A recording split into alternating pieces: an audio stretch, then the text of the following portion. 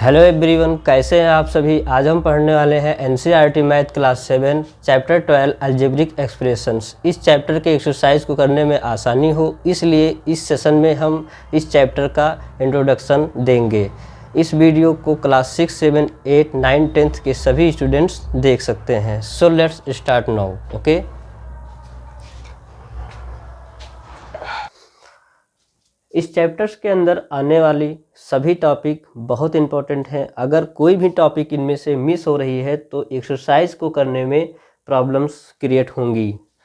वो टॉपिक हैं कि कांस्टेंट क्या होते हैं, वेरिएबल्स क्या होते हैं, और टर्म क्या होते हैं, लाइक टर्म क्या होते हैं, अनलाइक टर्म क्या होते हैं, और टाइप ऑफ टर्म मतलब बाइनोमियल्स, एक्सप्रेशन कितने प्रकार के होते हैं, जैसे कि मोनोमियल हो गया, बाइनोमियल, ट्राइनोमियल। इस तरह से आपको सभी टॉपिक इसके अंदर पढ़ने हैं एक एक करके। ओके, सो अगर सबसे पहले मैं बात करूं कि अलजेब्रा क्या होता है, तो अलजेब्रा को नुमेरल्स कहें तो जो काउंटिंग नंबर होते हैं 1, 2, 3, 4, 5, 6, 7 या और भी आप कोई भी नंबर ले सकते हैं।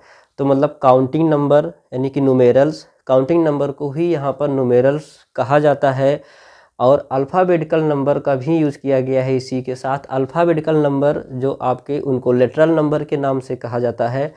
अल्फ़ाबेटिकल नंबर कहें तो या फिर हम कहें कि लेटरल नंबर मतलब ABCD या फिर PQRS या फिर XYZ, कोई भी वेरिएबल्स, इनको वेरिएबल भी कहते हैं, कोई भी लेटर हम इनको इनके साथ में ले करके और इनको जो हमारे फंडामेंटल ऑपरेटर हैं, ऑपरेटर मतलब सब्ट्रैक्शन, एडिशन, मल्टीप्लिकेशन, डिवीज़न, इन्हीं के साथ कनेक्ट करके और फिर ये एक एक्सप्रेशन बनाया जाता है, इक्वेशन बनाई जाती है।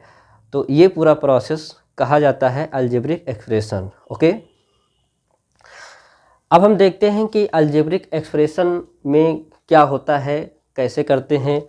अगर आपसे कोई पूछे तो आप इसको कैसे एक्सप्रेस करेंगे, आप कैसे बताएंगे इसको। तो सबसे पहले मैं बात करूं कि अलजेब्रा क्या है। तो अलजेब्रा के अंदर नुमेरल्स और लेटरल दोनों चीज़ों को कनेक्ट किया जाता है।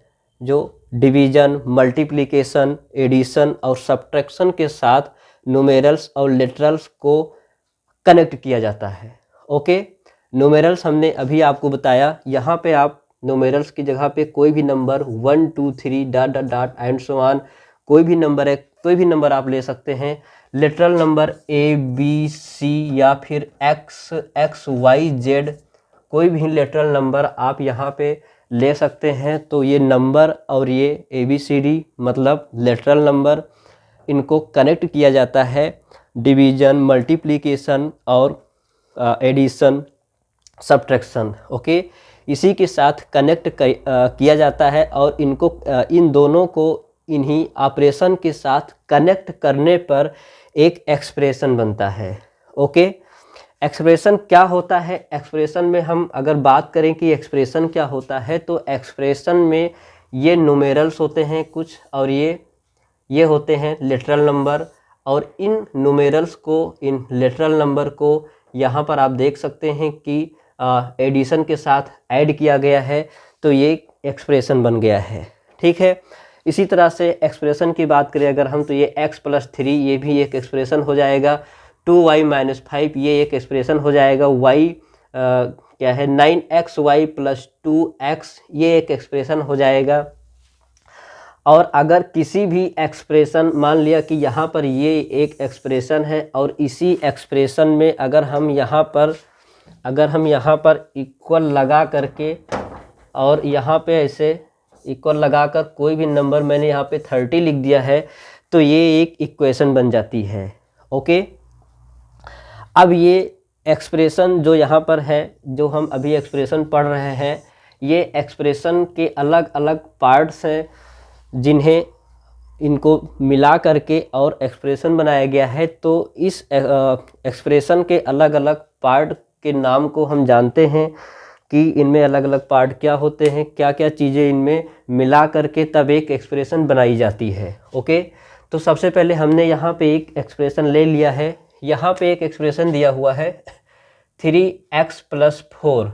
ओके, ये एक नॉर्मल एक ऐसे एक्सप्रेशन हमने ले लिया है। 3 यहाँ पर क्या है, x क्या है, प्लस, यानी कि ये साइन जो यहाँ प्लस की लगी है ये प्लस क्या है, यहाँ पे 4 क्या है, एक एक करके हम सभी को देखते हैं और इनको जानना बहुत ज़रूरी भी है। तो सबसे पहले मैं बात करूँ कि ये यहाँ पे x, जैसा कि अभी हमने यहाँ पर बताया कि जो अल्फ़ाबेटिकल लेटर्स होते हैं या कहिए कि लेटरल नंबर होते हैं उनको क्या कहते हैं, वो ये हैं XYZ। तो आपको ये आप देखते ही जान गए होंगे कि हाँ ये लिटरल नंबर है, तो हाँ ये लिटरल नंबर है। और ये क्या है, ये है न्यूमेरल्स। न्यूमेरल्स कहें तो नंबर, मतलब काउंटिंग नंबर है। बट यहाँ पे क्या है कि इनके नाम चेंज हो जाते हैं, इनके नाम, इनको अलग अलग नाम रखा गया है, जिसे जो ये अल्फ़ाबेटिकल लेटर होते हैं, अल्फ़ाबेटिकल यानी कि लिटरल नंबर होते हैं, इनको हम वेरिएबल्स बोलते हैं। ओके, इनको वेरिएबल्स बोलते हैं। अल्फ़ाबेटिकल लेटर्स यहाँ पे X, Y, Z, A, B, C, D, P, Q, R, S कुछ भी हो सकता है और इनकी वैल्यू फिक्स नहीं होती है, इनको वेरिएबल कहते हैं। तो आपसे कोई पूछे कि वेरिएबल्स क्या होते हैं, तो आप बताने वाले हैं कि वेरिएबल्स, अल्फ़ाबेटिकल लेटर्स जो होते हैं उन्हीं को वेरिएबल्स कहते हैं और वेरिएबल्स की वैल्यू फिक्स नहीं होती है। जबकि और यहाँ पे जो 4 लिखा हुआ है ये कांस्टेंट कहलाता है। 4 मतलब जो न्यूमेरल्स होते हैं, नंबर होते हैं, उन्हीं को हम कांस्टेंट कहते हैं। नंबर ये फिक्स होता है, वेरिएबल और कांस्टेंट में डिफरेंस यही होता है कि वेरिएबल की वैल्यू फिक्स नहीं होती है। अगर ये x है तो x की वैल्यू कुछ भी आ सकती है। हम एक्चुअली ये वेरिएबल जो होते हैं इनको हम सपोजिशन करने के लिए यूज़ करते हैं, तो इनकी वैल्यू, ये अननोन नंबर फाइंड करने के लिए इनको हम यूज़ करते हैं और इसकी वैल्यू कुछ भी आ सकती है। वो डिपेंड करता है कि हमारा क्वेश्चन कैसा है। ओके, और फिर ये कांस्टेंट की बात करें तो डिफरेंस यही होता है कि इसकी वैल्यू फिक्स नहीं होती है, मतलब वेरिएबल्स की वैल्यू फिक्स नहीं होती है और कांस्टेंट की वैल्यू फिक्स होती है। कांस्टेंट की वैल्यू फिक्स कैसे होती है कि मतलब अगर 4 है तो ये 4 है, 4 है तो ये 5 इसको हम नहीं बोल सकते हैं, ना ही इसको हम 6 बोल सकते हैं, ना 7 बोल सकते हैं, कभी नहीं, हमेशा के लिए ये 4 ही रहेगा। 3 भी नहीं हो सकता है। 3 ये तभी हो सकता है या तो फिर हमको यहाँ पे लिखना पड़ेगा 3, तब ये 3 हो सकता है, वरना ये 3 नहीं हो सकता है। तो इसकी वैल्यू, इस 4 की वैल्यू 4 ही रहेगी। तो जो फिक्स होता है उसे बोलते हैं कांस्टेंट। ओके, और जो फिक्स नहीं होता है, जैसे कि जो लिटरल नंबर होते हैं, उसको बोलते हैं वेरिएबल। तो ये ध्यान रखिएगा, ये बहुत ही इंपॉर्टेंट है यहाँ पे। और ये जो साइन होती है, साइन यहाँ पे प्लस या कोई भी साइन आ सकती है, माइनस भी मिल सकता है, प्लस भी मिल सकता है। तो ये हो जाता है ऑपरेटर। ओके, और यहाँ पे जो ये 3 है, वैसे तो ये 3 इस वेरिएबल्स के साथ में है, तो इसको हम कहेंगे कोफिशिएंट। अब आपसे कोई पूछे कि ये बताइए कोफिशिएंट क्या होता है, तो आप बताने वाले हैं कि ये कोफिशिएंट है क्योंकि 3 यहाँ पे कोफिशिएंट है क्योंकि 3 x के साथ में है, मतलब x के, वैसे तो इसका रिलेशन मल्टीप्लाई का है, तो 3 ये x वेरिएबल के साथ में जो नंबर होते हैं, मतलब किसी भी वेरिएबल के साथ में जो न्यूमेरल्स होते हैं, वो न्यूमेरल्स कोफिशिएंट कहलाते हैं। तो ये x का कोफिशिएंट 3 है यहाँ पर। तो ये कोफिशिएंट हो गया, ये वेरिएबल हो गया, ये ऑपरेटर हो गया, ये कांस्टेंट हो गया। इतनी चीज़ें समझ में आ गई होंगी। नेक्स्ट टॉपिक है हमारा कि इसमें टर्म क्या होता है। तो टर्म 3x, यहाँ पे 3x, ये टोटल जो 3x आप देख रहे हैं, ये 3x यहाँ पे टर्म हो गया, और 4 भी यहाँ पर 3x and 4 is both of, ये यहाँ पे दोनों टर्म है। 3x एंड 4 आल्सो टर्म, मतलब 4, यहाँ देखिए आप 3x और 4 ये टर्म क्यों है, ये हम कैसे जान पाएंगे कि हाँ यही दोनों टर्म हैं, और हैं तो क्यों है, कैसे हैं। एक्चुअली 3 और x में तो यहाँ पर आप देख सकते हैं कि मल्टीप्लाई का रिलेशन है, ठीक है, और यहाँ पे लगा हुआ है, प्लस लगा हुआ है, ठीक है। तो मैं आपको एक बात पहले बता दूं कि टर्म को अलग कौन करता है। टर्म को अलग करने वाले सिर्फ और सिर्फ 2 साइन ही होते हैं, 2 ही ऑपरेटर्स होते हैं। वो होते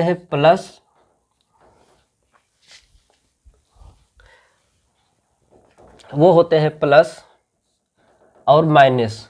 ओके, तो ये प्लस और माइनस 2 ऑपरेटर ऐसे हैं जो किसी भी टर्म को, मतलब किसी भी एक्सप्रेशन के अंदर टर्म को अलग कर देते हैं। और प्लस माइनस जब उस एक्सप्रेशन के बीच में लगा होता है तो हमको इससे पता चल जाता है कि इस एक्सप्रेशन में एक टर्म है या दो टर्म है या तीन टर्म है या चार टर्म है। ये डिपेंड करता है कि उस एक्सप्रेशन के अंदर कितने ऑपरेटर यानी कि कितने साइन प्लस माइनस वाले लगे हुए हैं। ओके, तो इस तरह से यहाँ पर आप देख सकते हैं इस एक्सप्रेशन में यहाँ पर देखिए प्लस लगा हुआ है और एक ही प्लस लगा हुआ है और प्लस माइनस के अलावा और कोई साइन नहीं है, सिर्फ एक प्लस लगा हुआ है। तो इस प्लस के इधर का ये पूरा मतलब 3x यहाँ पे एक टर्म हो गया और ये 4 यहाँ पे सेकेंड टर्म हो गया। ओके, हालांकि यहाँ पे ये 3 और x के बीच में मल्टीप्लाई का रिलेशन है, बट यहाँ पे क्या करते हैं कि जो मल्टीप्लाई और जो डिवाइड होता है ये टर्म को अलग नहीं करता है। हमने पहले ही बताया कि माइनस और प्लस सिर्फ और सिर्फ यही 2 ऑपरेटर्स हैं जो टर्म को अलग करते हैं। मल्टीप्लाई और डिवाइड ये टर्म को अलग नहीं करते हैं। तो जैसे कि आप यहाँ पे देख सकते हैं कि 3x के बीच में मल्टीप्लाई का रिलेशन है, लेकिन मल्टीप्लाई इसको अलग नहीं कर रहा है। ओके, तो यहाँ पे 3x मल्टीप्लाई का रिलेशन है लेकिन ये अलग नहीं कर रहा है, तो ये पूरा एक टर्म हो जाएगा और ये 4 एक टर्म हो जाएगा। इस तरह से एक एक्सप्रेशन के अंदर अगर हम देखें तो कोफिशिएंट भी होता है, वेरिएबल्स भी होते हैं, ऑपरेटर्स भी होते हैं और ये कांस्टेंट भी होता है और इस तरह से ये टर्म भी होते हैं। तो इतनी सारी चीज़ें मिल करके तब बनता है एक expression. Okay, so next topic है हमारी कि वेरियस टाइप ऑफ एक्सप्रेशंस की एक्सप्रेशन के टाइप अलग अलग होते हैं, अलग अलग टाइप के एक्सप्रेशंस होते हैं। तो सबसे पहले हम बात करेंगे कि मोनोमियल, फिर बाइनोमियल, फिर ट्राइनोमियल, क्वाड्रिनोमियल। तो सबसे पहले बात करेंगे कि मोनोमियल्स एक्सप्रेशन क्या होते हैं। मोनोमियल एक्सप्रेशन में सिर्फ और सिर्फ एक ही टर्म होता है। ओके, आप देख सकते हैं लाइक दिस मोनोमियल 3x, यहाँ पे एक ही टर्म है, फिर हमने यहाँ पे ये कामा लगा रखा है। 5xy², यहाँ भी एक ही टर्म है। -2abc, यहाँ भी एक ही टर्म है। ये टोटल आप देख सकते हैं एक ही टर्म है। क्यों? क्योंकि इनके बीच में कहीं भी ना तो प्लस है और ना ही माइनस का साइन है। अगर प्लस या माइनस का साइन होता तो ये टर्म अलग हो जाते हैं, लेकिन ये टोटल एक ही टर्म है। तो अगर सिंगल टर्म होता है यानी एक ही टर्म होता है, ओनली वन टर्म, तो we can say monomial expressions. Okay, and next आता है, आप देख सकते हैं बाइनोमियल्स। बाइनोमियल्स में क्या होता है, बाइनोमियल्स में 2 टर्म होते हैं। ओके, 2 टर्म होते हैं, मतलब इनके बीच में कहीं ना कहीं एक जगह पर या तो प्लस का साइन रहेगा या तो माइनस का साइन रहेगा। यहाँ पर आप देख सकते हैं कि 6 लिखा हुआ है, ये एक टर्म यहाँ पे माना जाएगा और ये y होता है, तो ये 6 एक टर्म हो गया, y यहाँ पे सेकेंड टर्म हो गया। तो फर्स्ट एंड सेकेंड मतलब पहला और दूसरा, तो इसमें यहाँ आप देख सकते हैं कि बीच में माइनस का साइन लगा हुआ है, तो माइनस इसको अलग कर रहा है। मतलब ये टोटल 6 इसमें एक टर्म हो गया, y इसमें दूसरा टर्म हो गया।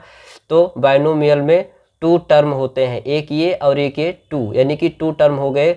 और इस एक्सप्रेशन में भी आप देख सकते हैं कि 2x + 3y लिखा हुआ है, तो 2x एक टर्म हो गया और 3y इसमें सेकेंड टर्म हो गया और प्लस बीच में लगा हुआ है, तो प्लस इसको अलग कर रहा है, प्लस इसको अलग कर दिया, इधर भी अलग कर दिया, तो इसमें कुल मिलाकर के 2 टर्म हो गए। तो बाइनोमियल में 2 टर्म होते हैं।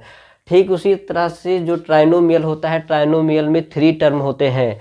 3 टर्म कैसे होते हैं आइए देख लेते हैं। तो 2 + x - y, मतलब यहाँ पे 2 एक टर्म हो गया, x एक टर्म यानी कि सेकेंड टर्म हो गया, y यहाँ पे थर्ड टर्म हो गया, तो 2xy यानी कि 2 प्लस, अब आप देख सकते हैं कि यहाँ पे देखिए प्लस और माइनस 2 साइन इनके बीच इस एक्सप्रेशन के बीच में लगा हुआ है।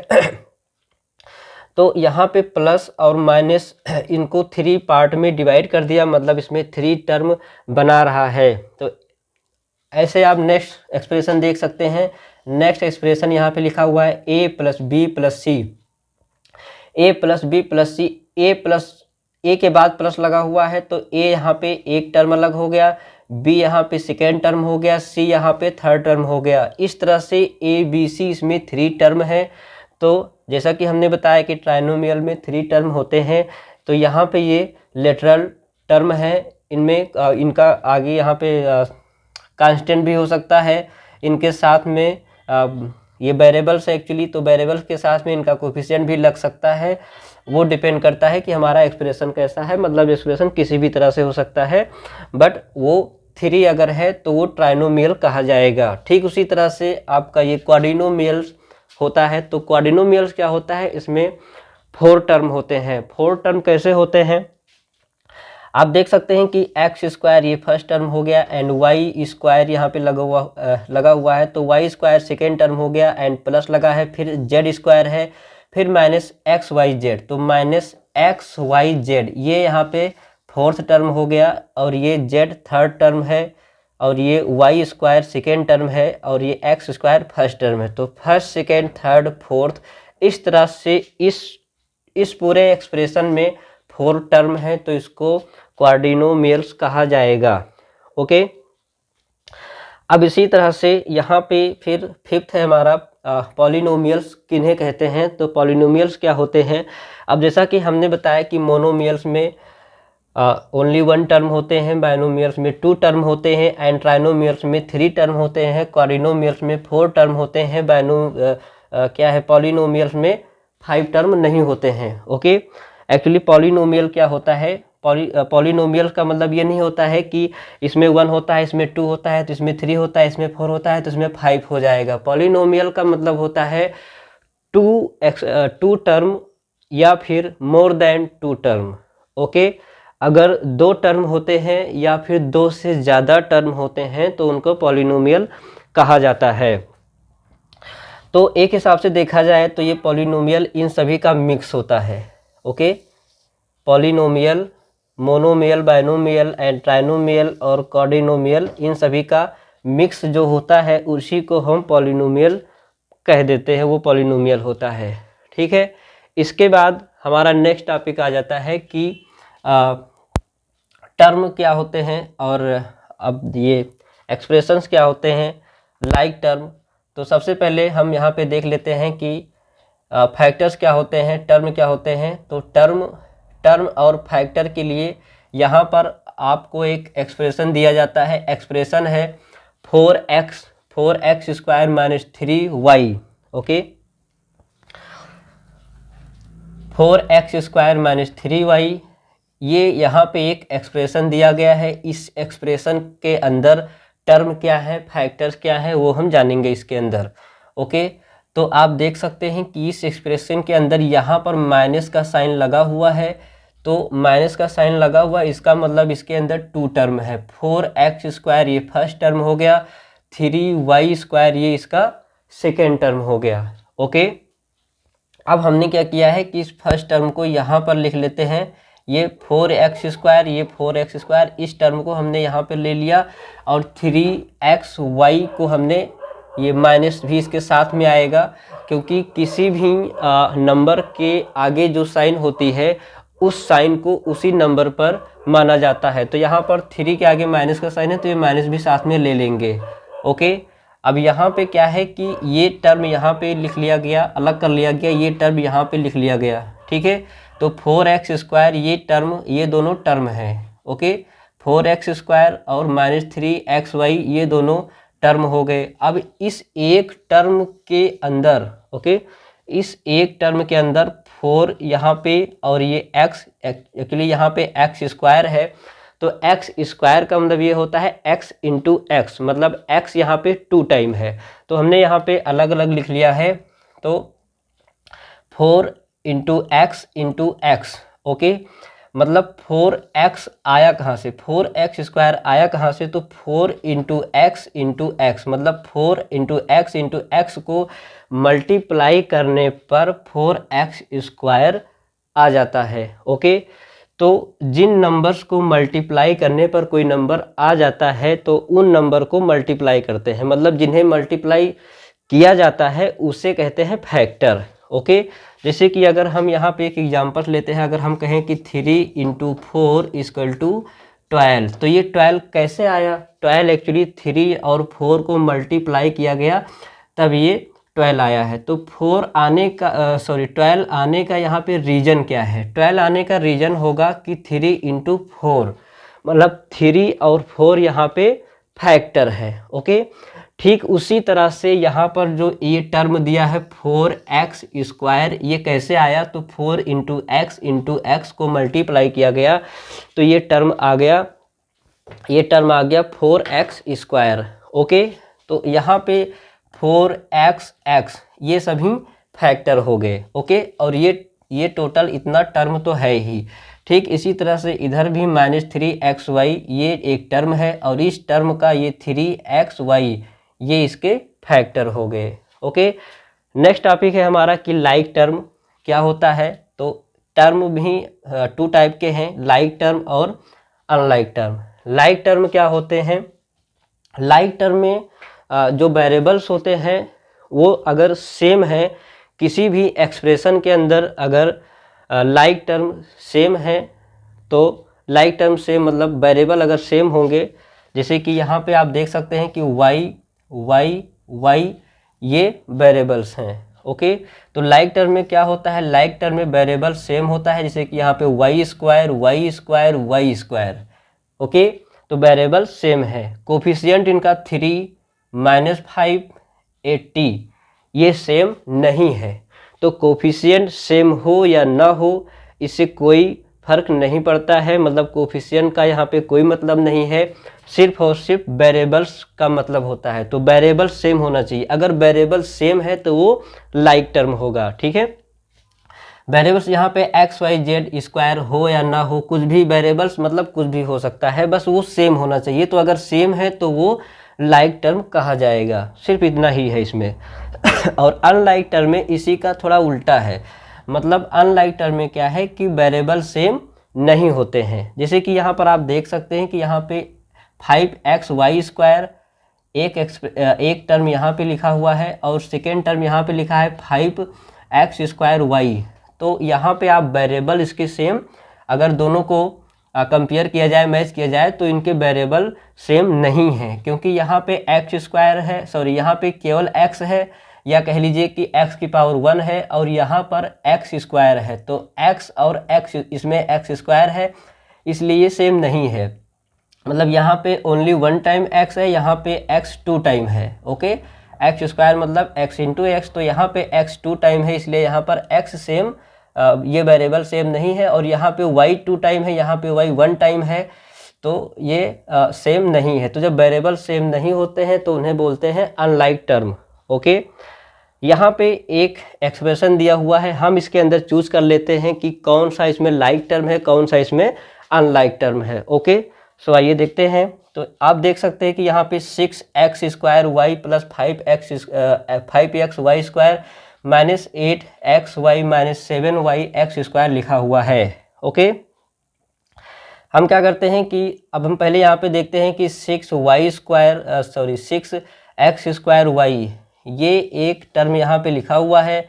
तो हमने पहले बताया था कि हमें कोफिशिएंट यहाँ पे 6 है, कोफिशिएंट से हमें कोई मतलब नहीं है, हमको मैच करना है कि इनके वेरिएबल सेम है या नहीं है। मतलब देखेंगे कि इस तरह से वेरिएबल यहाँ पे जो 3 टर्म लिखी हुई है इनमें से कोई एक है कि नहीं है। तो यहाँ पे x² यहाँ पे एक टर्म लिखा हुआ है, जो x² यहाँ पे आप देख सकते हैं, ये इसमें तो नहीं है x², इसमें x² नहीं है, इसमें भी x² नहीं है, इसमें x² है। तो x² यहाँ भी है, x² यहाँ भी है, यहाँ पे y⁻1 है, या कहिए कि ओनली y है, तो y यहाँ भी है और y यहाँ भी है। ठीक है, तो x² यहाँ भी है और x² यहाँ भी है। तो ये और ये दोनों टर्म लाइक टर्म हो गए। ओके, तो इसमें हम लिख सकते हैं कि लाइक टर्म क्या है, तो ये हो गए लाइक टर्म, ये लाइक टर्म्स हैं, मतलब 6x² y, 7yx² ये हो गए लाइक टर्म। ओके, अब हम इसमें देखेंगे कि अनलाइक टर्म कौन कौन से हैं। तो अनलाइक टर्म आप इसमें देख सकते हैं कि xy² यहाँ पे है और यहाँ पे xy है, ये दोनों सेम नहीं है, इनके जो वेरिएबल्स हैं ये सेम नहीं है, तो ये दोनों अनलाइक टर्म हो गए।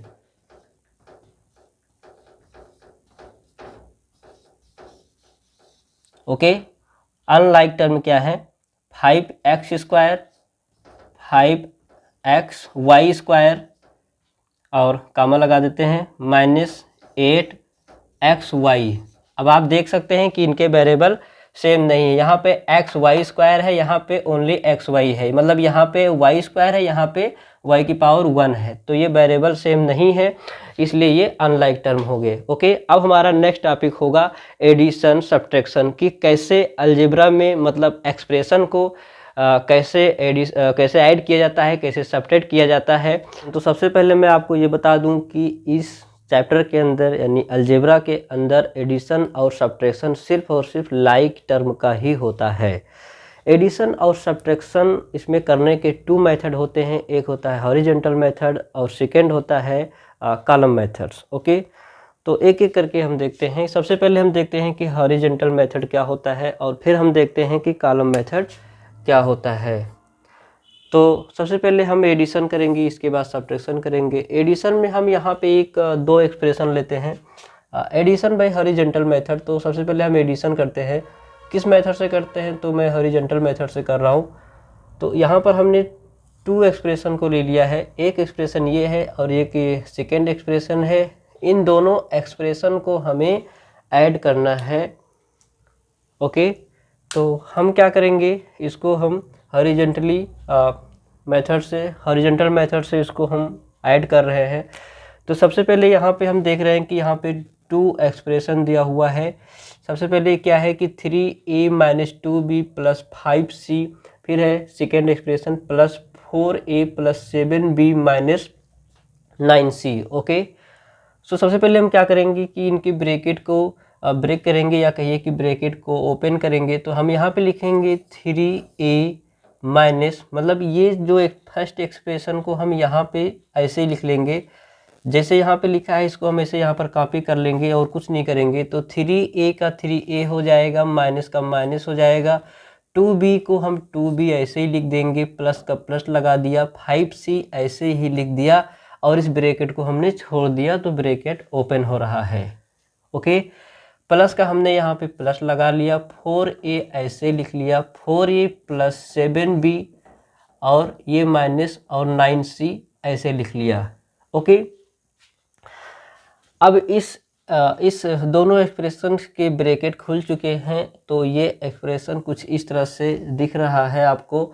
अब हम इसमें जो देखेंगे कि इसमें जो लाइक टर्म है इसको हम एक तरफ अरेंज कर लेंगे। ओके, तो लाइक टर्म मतलब जो वेरिएबल सेम हो, यानी कि a यहाँ पर है तो a और कहीं भी होगा। सबसे पहले इसमें देखेंगे कि a b c, मतलब इस एक्सप्रेशन के अंदर a b c दिया है, फिर से a b c दिया है, तो जो जिसमें a दिया है वो लाइक टर्म होंगे और जो b भी मिलेगा वो लाइक टर्म होगा, जो c मिलेगा वो लाइक टर्म होगा।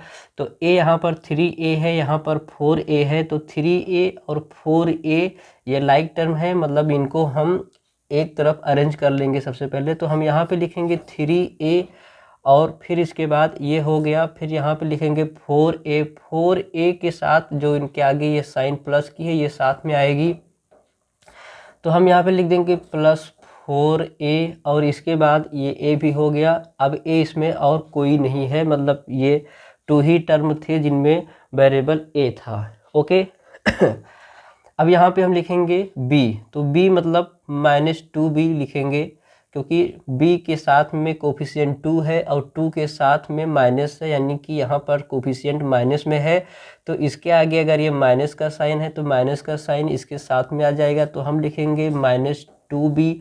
ये 2b हो गया हमारा। अब हम देखेंगे कि इस पूरे एक्सप्रेशन में b कहीं और भी है, तो हाँ b यहाँ पर भी है, तो इस b को हम यहाँ पर लिख लेंगे, मतलब +7b यहाँ पर लिख लेंगे।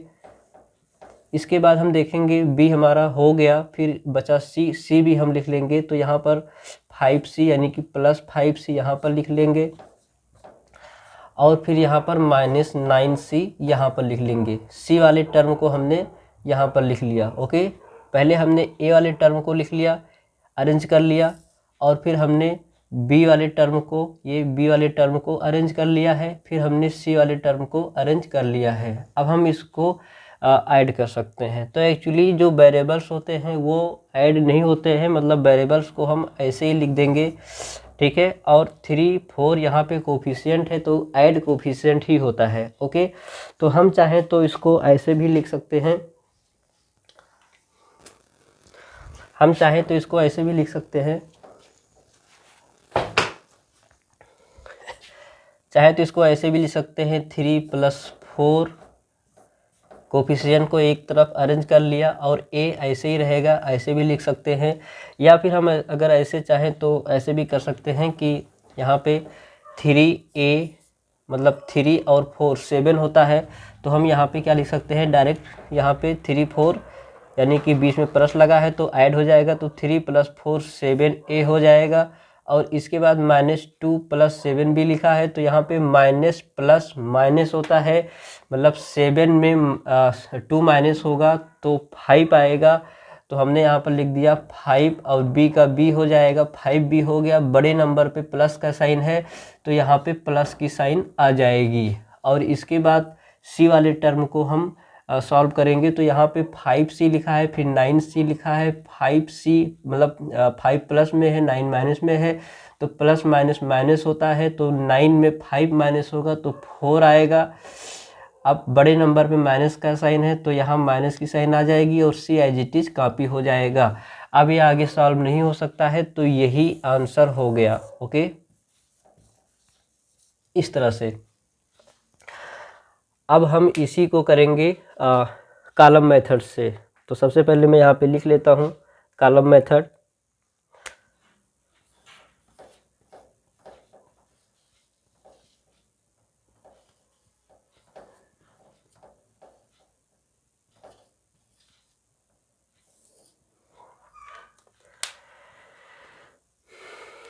कॉलम मेथड में हम क्या करते हैं, पहले इस क्वेश्चन को यहाँ पर हम लिख लेते हैं 3a - 2 3a - 2b + 5c, इसको हम यहाँ पर ऐसे लिख लेते हैं 3a - 2b + 5c, okay.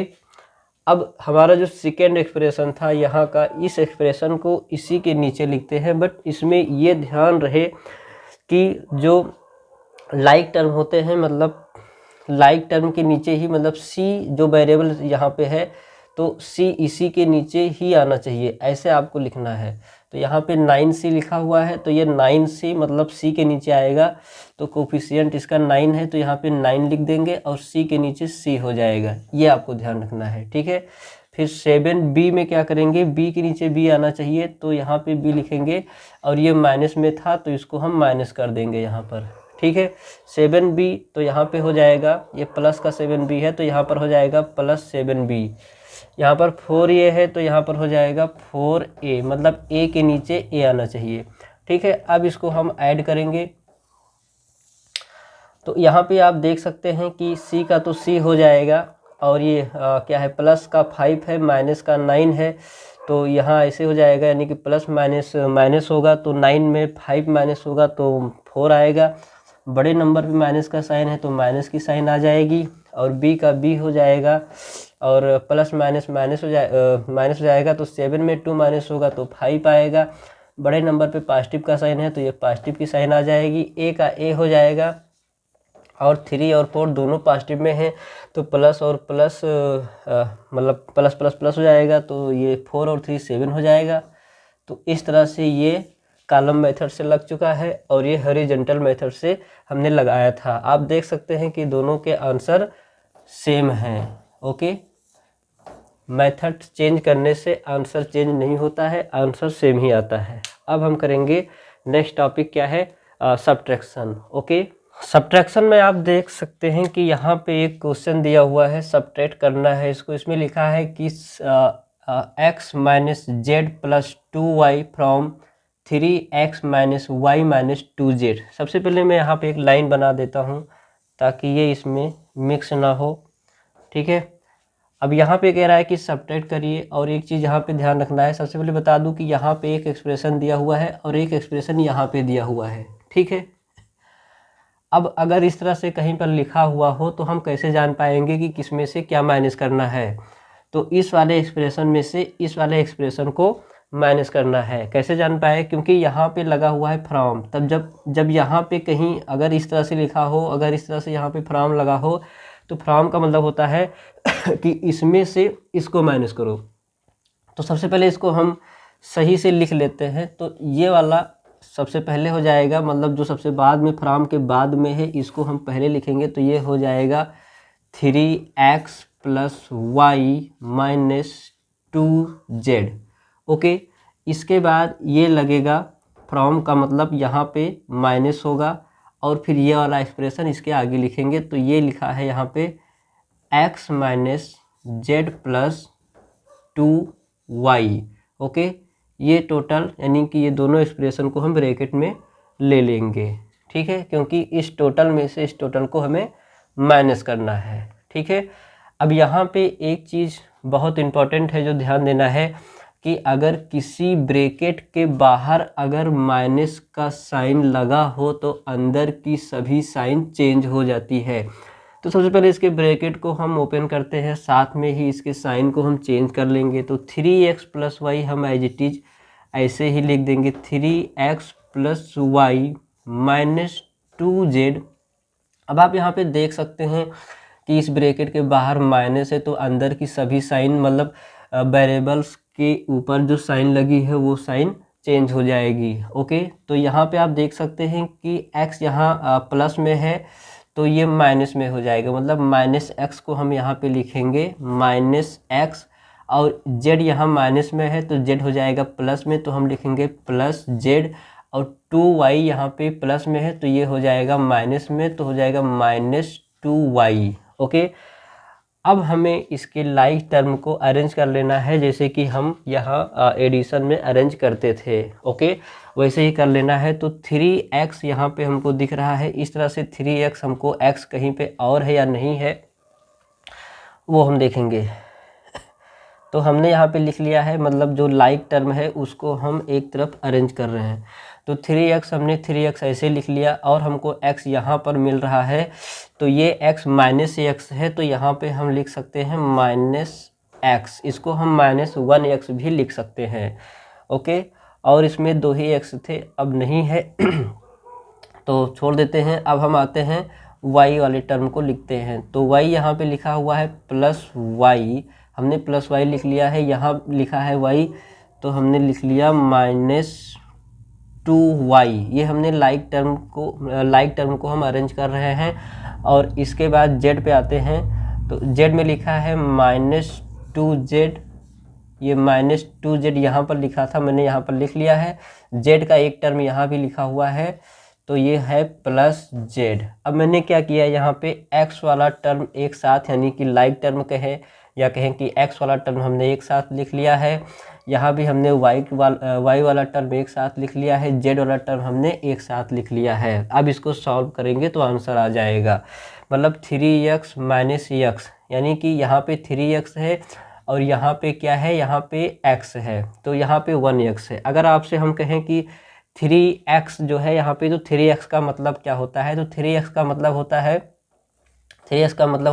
x + x। Okay, और यहाँ पर -x का मतलब है कि एक x इसमें से सब्ट्रैक्ट हो रहा है। ओके, -x का मतलब होता है 1x, मतलब सिंगल x। ठीक है, तो -x का मतलब है यहाँ पे कि एक x इसमें से सब्ट्रैक्ट हो रहा है। तो एक x इसमें से सब्ट्रैक्ट करेंगे, काटेंगे, तो यहाँ पे बचेगा 2x। तो इस तरह से इस पूरे प्रोसेस को हम यहाँ पे क्या लिख सकते हैं कि x + x क्या हो जाएगा, 2x हो जाएगा। ओके, या आप सीधे सीधे ऐसे जान लीजिए कि यहाँ पे 3x है, यहाँ पे -x लिखा है, तो इसमें 1x इसमें कहिए कि हाइड होता है, मतलब यहाँ पे 1x है ये, तो 3x में 1x माइनस होगा तो 2x बचेगा, तो हमने वो यहाँ पे लिख दिया है। ओके, यहाँ पे yx - 2y लिखा हुआ है, तो 1 इसमें हाइड होता है, मैंने पहले ही बताया। तो मतलब ये प्लस का 1 माइनस का 2, तो प्लस माइनस माइनस होता है, मतलब 2 में 1 माइनस होगा, फिर से 2 में 1 माइनस होगा तो 1 आएगा। तो यहाँ पे हम लिखेंगे 1 वाई और बड़े नंबर पे माइनस का साइन, तो माइनस का साइन लगाएंगे। इस कंडीशन में आप 1y लिखो या नहीं लिखो कोई दिक्कत नहीं होती है, तो जनरली नहीं भी लिखा जाता है, तो -y ऐसे लिख दिया जाएगा। अब आता है z वाला टर्म, तो इसमें कर लेते हैं। यहाँ पे लिखा है -2z, यहाँ पे लिखा है +z, मतलब इसमें 1 तो है ही है, तो माइनस प्लस माइनस होता है, मतलब 2 में से 1 माइनस होगा तो 1 बचेगा, 1 मतलब z होगा, तो हम यहाँ पे लिख देंगे z, और ये बड़े नंबर पे माइनस की साइन, तो माइनस की साइन ऐसे आ जाएगी। ठीक है, तो अब ये आगे सॉल्व नहीं हो सकता है, तो this is your answer. Okay, यही इसका आंसर हो जाएगा। इसके बाद इसको हम करेंगे कॉलम मेथड से।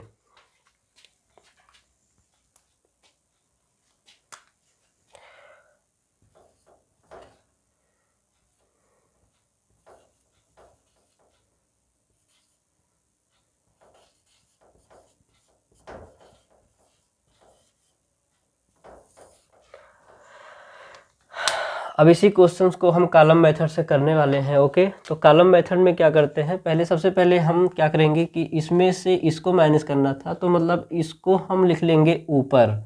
ओके, जिसमें से माइनस करना होता है उस नंबर को हम लिखते हैं ऊपर, तो यहाँ पर लिखेंगे 3x + y - 2z। ओके, और ये मैं यहाँ पर नीचे लिख लेता हूँ, बट हमने पहले बताया था, एडिशन में बताया था कि आपको ध्यान रहे कि कॉलम मेथड में क्या करना होता है कि आपको वेरिएबल्स के जो सेम वेरिएबल होता है, जो सेम वेरिएबल्स के नीचे ही सेम वेरिएबल्स को लिखना होता है, मतलब y के नीचे ही y लिखा जाएगा, z के नीचे ही z को लिखा जाएगा। तो इस तरह से यहाँ पर हम देख रहे हैं कि x z y लिखा हुआ है, तो हम क्या करेंगे कि y को y के नीचे लिखेंगे। तो मैं पहले y लिख लेता हूँ, तो यहाँ पे y प्लस के साथ है, तो हम लिख लेते हैं +2y। ओके, y के नीचे y लिख लिया, फिर z लिखा हुआ है तो -z है, तो यहाँ पे हम लिख लेते हैं -z। ओके, फिर यहाँ पे लिखा है x, तो हम x के नीचे x लिख लेते हैं इस तरह से। ओके, अब जब हम सब्ट्रैक्शन करते हैं तो सब्ट्रैक्शन में एक बात और आपको ध्यान रखनी होती है, जो सबसे ज़्यादा ज़रूरी ये है कि सब्ट्रैक्शन में जो यहाँ पे आप देख सकते हैं कि 2 एक्सप्रेशन है, एक एक्सप्रेशन ऊपर लिखा हुआ है, एक एक्सप्रेशन नीचे लिखा हुआ है। जो एक्सप्रेशन नीचे लिखा हुआ होता है सब्ट्रैक्शन में, उस वाले एक्सप्रेशन के वेरिएबल के साथ जो साइन होती है वो साइन चेंज हो जाती है। मतलब अगर यहाँ पे माइनस का साइन लगा हुआ है तो यहाँ पे हो जाएगा प्लस, और यहाँ पे प्लस है तो यहाँ पर माइनस हो जाएगा, और यहाँ पे प्लस है तो यहाँ भी माइनस की साइन हो जाएगी। ओके, अब अगर देखा जाए तो एक हिसाब से देखा जाए तो यहाँ पर पहले वाली जो माइनस की साइन थी, पहले वाली जो प्लस की साइन थी, पहले वाली जो प्लस की साइन थी, वो उसका कोई मतलब नहीं है। जो नई साइन यहाँ पे हमने बन गई है उसी के अकॉर्डिंग ये क्वेश्चन सॉल्व होगा। तो हम क्या करेंगे, यहाँ पे लिखा है पहले एक एक टर्म को करेंगे जो सेम वेरिएबल है, मतलब 2z 1z। ठीक है, तो ये 2 माइनस में है और यहाँ पर ये z माइनस में है, तो ये z जो है प्लस में है। ठीक है, तो एक माइनस में है एक प्लस में है। ठीक है, तो प्लस माइनस माइनस, मतलब 2 में से 1 जाएगा तो 1 बचेगा। ठीक है, बड़े नंबर पे माइनस का साइन तो -z आ जाएगा। ठीक है, एक बार फिर से 2 में से 1 माइनस होगा, क्योंकि ये प्लस ये माइनस और ये प्लस माइनस हो गया, तो 2 में से 1 जाएगा तो 1 आएगा, तो 1z को हम z लिखते हैं, और बड़े नंबर पे माइनस का साइन, तो यहाँ माइनस का साइन हमने लगा दिया है। ठीक है, अब इसके बाद यहाँ पर आप देख सकते हैं कि +y और ये -2y लिखा है, तो प्लस माइनस माइनस होगा, मतलब 2 में से 1y, 2y में से 2 में से 1 जाएगा तो 1 बचेगा, यानी कि 1y को हम y लिखते हैं, और बड़े नंबर पर माइनस का साइन है तो ये माइनस में आ जाएगा। ठीक है, अब यहाँ आप देख सकते हैं कि 3x और -x लिखा हुआ है, तो प्लस माइनस ये आपका किस में प्लस में है, तो प्लस माइनस माइनस हो जाएगा, मतलब 3 में से 1 माइनस होगा तो 2 बचेगा, तो ये हो जाएगा 2x, और बड़े नंबर पे यहाँ प्लस का साइन है तो ये प्लस में ही रहने देंगे। तो इस तरह से ये आपका आंसर हो जाएगा। और आप देख सकते हैं कि हमने मेथड चेंज किया, दोनों मेथड चेंज करके और हमने इस क्वेश्चन को बता दिया है। तो आपको आ गया हो, आई होप आपको आ गया होगा कि एडिशन कैसे किया जाता है और सब्ट्रैक्शन कैसे किया जाता है। ओके, सो इस सेशन को यहीं पर हम विंड अप करते हैं। So thank you.